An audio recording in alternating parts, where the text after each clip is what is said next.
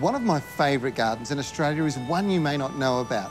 If you live in Sydney, you might know the Chinese Gardens of Friendship in Darling Harbour on the city's edge.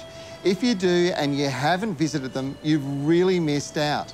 The gardens were funded and built by the Chinese community 25 years ago and represent one of the best chances for you to experience traditional Chinese garden design.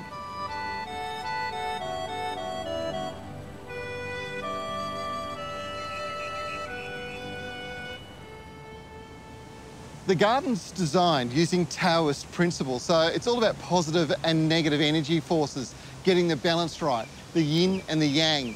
And that's all part of the overall life force of Kui. So as you sort of walk through, and the more time you spend here, you really start to get a sense of some of the design principles and ideals that have been put into this garden. It is fantastic. Here's some of my favourite parts. Right from the front entry, you get a sense of walking into a rich culture steeped in tradition and myth. These Foo Dogs are considered to be, by the Chinese, a mix of lion, dog and dragon, and they act as sentinels, guarding the entrance. The male dog has his foot on a ball of qi, which is positive energy, and Foo Dogs represent loyalty, strength and prosperity in Chinese culture.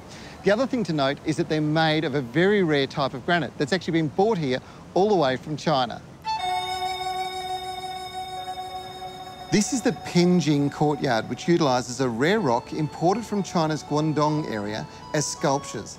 The rock may seem familiar as it's the limestone that often features in Chinese landscape paintings and provides great authenticity to the setting.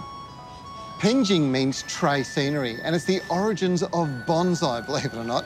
Now, it's the art of bringing rock, soil and plants together in a tray to depict a miniature landscape.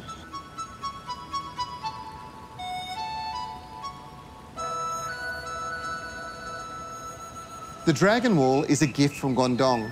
The pearl of prosperity is carried away by a wave between dragons, and it symbolises the friendship between Guangdong and New South Wales.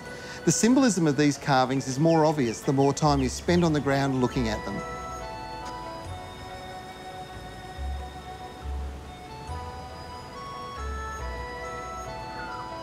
This is the Clearview Pavilion. What's incredible about it is it was actually built in China.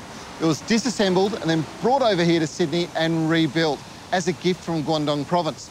It's just one of the many stunning features here in the garden, and I'll show you some more of my favourites a bit later on.